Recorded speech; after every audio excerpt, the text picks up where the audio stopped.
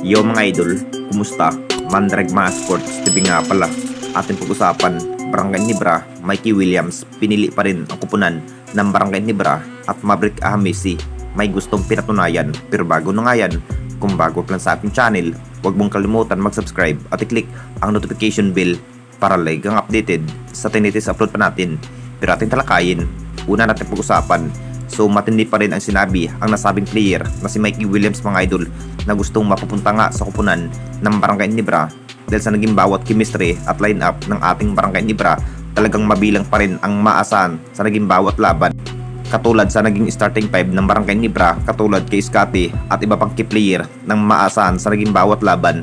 Sa naging performance nga ng ating Barangay Nibra sa semifinals mga idol, hindi pa rin nakapaglaro ang dalawang player na si Jamie Malonzo at Jeremiah Grace sa semis dahil sa mga may inindang guto injury at pati na rin si Scotty Thompson mga idol na hindi pa rin ramdam ang lahat sa kanyang naging performance sa semis na parang nag-alinlangan pa nga ito na makapaglaro sa ating national team na Gilas Pilipinas sa paparating na FIBA o QT. Kailangan na nga ba ito ang isa pang former key player ng TNT Tropang Giga na si Mikey Williams mga idol? Alam naman nating lahat. Sa August pa naman ang pagsisimulan ang Governors Cup kung saan na matindi na nga ang makakaharap sa isang kupunan na may dalawang import. Sa sinabi pa rin ang isang Mikey Williams mga idol na gustong mapupunta sa kupunan ng Barangay Nibra next season. May chance pa naman na mapupunta ang isang Mikey Williams dahil free agent pa rin ang isang Mikey Williams. Kung anong desisyon ng Hinebra management dito mga idol, kung willing pa nga ba ang Barangay Nibra katulad nga ang isang Mikey Williams sa next season. At dito na naman tayo sa isa pa nating balita. Maverick Ahmisi may gustong pinatunayan. Alam naman nating lahat mga idol, matinding inamin pa rin ang racing star player ng Barangay Nibra na si Maverick Ahmisi mga idol kung bakit na parang nahihinayang pa rin sa pagkatalo sa semifinals na parang sinisisi nga ang kanyang sarili kung bakit hindi pa rin naisalba ang Barangay Nibra sa huling conference at sa Philippine Cup mga idol.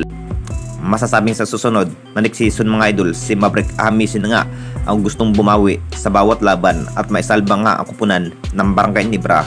Akala na rin ng lahat mga idol na mabibigyan nga ni Maverick Ahmisi na magandang history ang Barangay Nibra kahit sa Philippine Cup man lang sana, pero pinatunayan pa rin sa lahat mga idol na malalakas pa rin ang ibang kupunan katulad nga sa Meralco kung bakit tinalo nga ang Hinebra at SMB sa pagtutuos. Nakita naman nating lahat mga idol kung gaano katindi at pwersa ang ibang kupunan kung bakit mas nahihirapan nga ang kupunan ng Barangay Nibra sa naging bawat laban. Masasabing dito na rin ilalabas ni Maverick Ahmisi ang kanyang lakas at galing sa next conference mga idol ng ating liga. Pinatunayan pa rin ni Maverick Ahmisi mga idol, isa pa rin ang kupunan ng Barangay Nibra sa malalakas sa ating liga. Anong masasabi ninyo mga idol tungkol sa ating video?